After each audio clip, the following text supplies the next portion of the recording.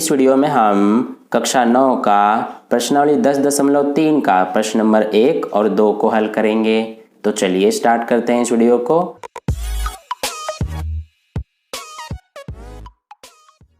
तो देखिए dear students, प्रश्न नंबर 1 में हमसे क्या पूछा गया है कि वृत्तों के कई जोड़े खींचिए, प्रत्येक जोड़े में कितने बिंदु उभयनिष्ठ है, उभयनिष्ठ बिंदुओं की अधिकतम संख्या क्या है।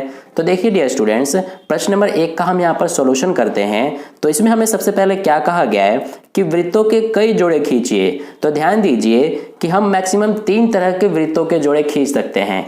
पहले तरह की अगर हम बात करें यहाँ पर, तो हम कुछ इस तरह के वृत्त के जोड़े खींच सकते हैं। यहाँ पर आप जैसा कि देख सकते हैं कि पहला हमारा जो तरह होगा उसमें हम इस तरह का वृत्त का जोड़ा खींच सकते हैं, जिसमें जो ये दोनों वृत्त होंगे ये किसी भी बिंदु पर आपस में नहीं मिलेंगे। ठीक है, तो ये हमारा पहला तरह हो गया, यानी पहला टाइप हो गया जिस तरह से हम वृत्त के जोड़ा खींच सकते हैं। अब अगर हम बात करें दूसरे तरह का कि किस तरह से दूसरे तरह का हम जोड़ा खींच सकते हैं वृत्त का, तो ये हम कुछ इस तरह का खींच सकते हैं, जिसमें आप देखेंगे कि जो दोनों वृत्त होंगे ये दोनों एक बिंदु पर मिलेंगे, यानी कि ये जो बिंदु है यहाँ पर ये दोनों वृत्त आपस में मिलेंगे। ठीक है, अब अगर जो हम तीसरे तरह की बात करें तो ये हमारा कुछ इस तरह का वृत्त का जोड़ा खींचा जा सकता है, जिसमें आप देख सकते हैं कि दोनों जो वृत्त होंगे ये 2 बिंदुओं पर आपस में मिलेंगे, एक यहाँ और एक यहाँ। तो इस तरह से आप देख सकते हैं कि यहाँ पर हमने 3 तरह के वृत्त के जोड़े खींचे हैं। अब इसके अलावा कोई और ऐसा चौथा तरह नहीं है जिस तरह से हम वृत्त के जोड़े खींच सकते हैं। ठीक है, तो ये इन्हीं 3 तरह से हम वृत्तों के जोड़े खींच सकते हैं। आई होप आपको समझ में आ गया। अब हमसे आगे पूछा गया है कि प्रत्येक जोड़े में कितने बिंदु उभयनिष्ठ है। तो ध्यान दीजिए यहाँ पर कि जैसा कि आपको पता है कि उभयनिष्ठ बिंदु का मतलब क्या है कि वह बिंदु जो इन दोनों वृत्तों में आए। तो यहाँ पर आप देखेंगे कि ऐसा कोई सा बिंदु नहीं है जो कि इन दोनों वृत्तों में आ रहा है, तो इसलिए इसमें उभयनिष्ठ बिंदु कितने हो जाएंगे, एक भी नहीं, यानी कि 0। ठीक है, अब देखिए दूसरे वाले तरह के देखते हैं वृत्त के जोड़े में। तो इसमें आप देखेंगे कि एक बिंदु उभयनिष्ठ है, यानी कि यह जो ऐसा बिंदु है जिस पर ये दोनों वृत्त मिल रहे हैं, यानी कि यह उभयनिष्ठ बिंदु है। तो इसलिए इसमें मैक्सिमम कितने उभयनिष्ठ बिंदु हैं, तो इसमें एक उभयनिष्ठ बिंदु होगा। ठीक है, अब यहाँ पर देखिए तीसरे तरह के वृत्त के जोड़े को आप देखेंगे तो इसमें आपको देखने पर क्या पता चल रहा है कि एक तो ये उभयनिष्ठ बिंदु हो जाएगा और एक ये, क्योंकि ये दोनों बिंदु हैं जिन पर ये दोनों ही वृत्त मिल रहे हैं। तो इसलिए इसमें मैक्सिमम कितने उभयनिष्ठ बिंदु हो जाएंगे, 2। ठीक है, तो ये हमने यहाँ पर बता दिए उभयनिष्ठ बिंदुओं की संख्या। अब हमसे आगे प्रश्न में क्या पूछा गया है कि उभयनिष्ठ बिंदुओं की अधिकतम संख्या क्या है। तो यहाँ पर आप देखेंगे कि उभयनिष्ठ बिंदुओं की अधिकतम संख्या आपको कितनी दिख रही है, ये 2 है उभयनिष्ठ बिंदुओं की अधिकतम संख्या। ठीक है, तो इसलिए यहाँ पर अब हम लिख देंगे कि अधिकतम उभयनिष्ठ बिंदु,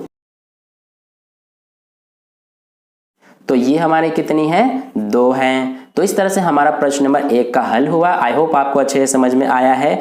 तो चलिए अब हम प्रश्न नंबर 2 का हल करते हैं। तो डियर स्टूडेंट्स, प्रश्न नंबर 2 में हमसे क्या पूछा गया है कि मान लीजिए आपको एक वृत्त दिया है, एक रचना इसके केंद्र को ज्ञात करने के लिए दीजिए। तो डियर स्टूडेंट्स, मान लीजिए हमारे पास ये एक वृत्त दिया गया है। ठीक है, अब हमें इसमें ये नहीं पता है कि इस वृत्त के अंदर केंद्र कहाँ पर होगा। तो इसलिए हमें एक ऐसी रचना करनी है जिससे हमें ये पता चल जाए कि इस वृत्त के अंदर केंद्र एग्जैक्टली कहाँ पर होगा। ठीक है, तो चलिए अब हम करते हैं रचना। तो इसके लिए सबसे पहले हमें एक कंपास यानी कि प्रकार, एक पेंसिल और एक स्केल की जरूरत पड़ेगी। तो ये हमने यहाँ पर ले लिया है। देखिए अब हम सबसे पहले स्टेप में क्या करेंगे कि अपने प्रकार को कितना भी डिस्टेंस का हम अपनी मर्जी से खोल लेंगे। तो ये हमने इतना खोला। अब देखिए हम सबसे पहले इस वृत्त में एक जीवा खींचेंगे। ठीक है, तो देखिए इस वृत्त में हम चाहे अपनी मर्जी से कहीं पे भी जीवा खींच सकते हैं। आप चाहे तो इधर इधर कहीं पे भी खींच सकते हैं। तो मैं यहाँ पर एक जीवा खींच ले रहा हूँ, ये इस तरह से। मैं यहाँ पर क्या करूंगा, सबसे पहले इसको मार्क कर लूंगा। एक पॉइंट हमारा यहाँ पर आएगा, तो ये मैं यहाँ पे मार्क कर लूंगा और एक पॉइंट यहाँ पर आएगा। ठीक है, अब हम क्या करेंगे कि सबसे पहले इन दोनों बिंदुओं को, जो दोनों पॉइंट हैं, इनको मैं यहाँ पे ऐसे मिला दूंगा। ठीक है, तो ये मैंने यहाँ पर कर दिया। अब इन दोनों बिंदुओं को मैं यहाँ पर नाम दे देता हूँ A, B।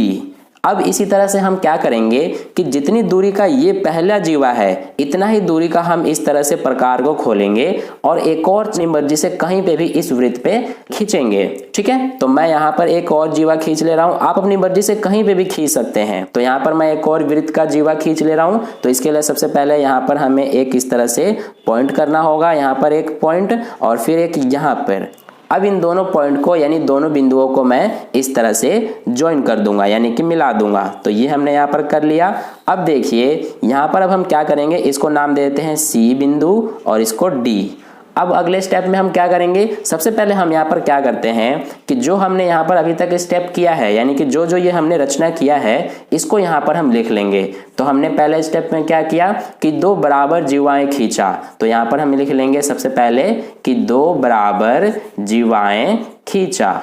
ठीक है, अब देखिए नेक्स्ट स्टेप करते हैं। तो हम अगले स्टेप में क्या करेंगे कि जो इसमें हमने ये दोनों जीवाएं खींचे हैं इनके अब हम लंब समद्विभाजक करेंगे। तो आई होप आपको लंब समद्विभाजक करने आता होगा। देखिए कैसे करते हैं हम, सबसे पहले हमें इस जीवा का लंब समद्विभाजक खींचना है। तो हम क्या करेंगे कि इसके आधे से थोड़ा सा ज्यादा प्रकार को खोलेंगे, इस तरह से हमने खोला और एक इस तरह से यहाँ पर चाप लगाएंगे और एक इधर चाप लगाएंगे। ठीक है, सेम ऐसे ही हम दूसरे बिंदु पर प्रकार की नोक रखेंगे और इस तरह से यहाँ पर ऐसे चाप लगाएंगे और सेम ऐसे ही हम इधर से एक चाप लगा देंगे। ठीक है, तो ये हमने कर दिया। अब देखिए सेम ऐसे ही हम इस वाले जीवा में भी करेंगे, आधे से ज्यादा प्रकार को खोलेंगे इस तरह से और यहाँ पर पहले बिंदु पर प्रकार की नोक रखेंगे इस तरह से और एक इधर चाप लगाएंगे, सेम ऐसे ही एक इधर चाप लगा देंगे। ठीक है, ऐसे ही दूसरे वाले बिंदु पर प्रकार की नोक रखेंगे और इस तरह से एक इधर चाप लगेगा और एक इधर चाप लगेगा। ठीक है, तो ये हमने कर दिया। इस वाले चाप को हम थोड़ा और आगे बढ़ा लेते हैं, तो ये हमने कर दिया।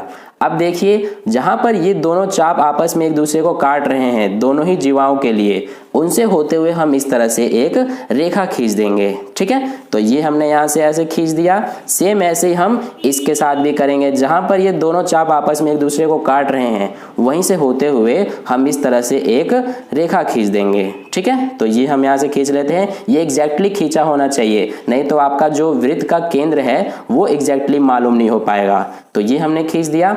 अब देखिए जहां पर ये दोनों जो रेखाएं हैं वो एक दूसरे को जिस बिंदु पर काट रही हैं, ये यहाँ पर काट रही हैं, तो इस बिंदु को हम नाम देते हैं ओ बिंदु और यही हमारा बिंदु क्या होगा, इस वृत्त का केंद्र हो जाएगा। ठीक है, आई होप आपको बहुत अच्छे से समझ में आ गया है। अब देखिए हम इसमें जो ये नेक्स्ट स्टेप हमने किया है अगला, उसको यहाँ पर हम लिख लेंगे।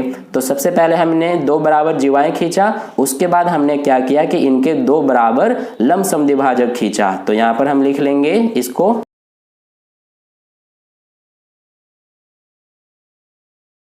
और फिर हमने तीसरे स्टेप में क्या किया है कि जिस बिंदु पर ये दोनों लंब समद्विभाजक एक दूसरे को प्रतिच्छेद कर रहे हैं वही हमारा वृत्त का केंद्र हुआ। ठीक है, तो यहाँ पर हम लिख लेंगे इसको।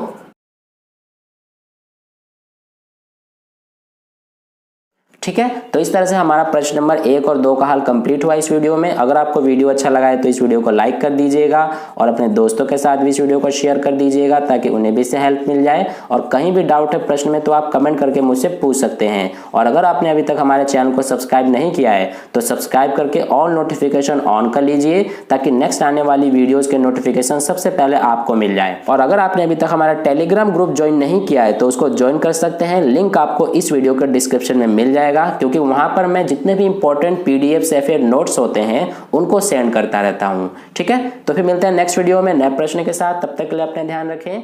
धन्यवाद।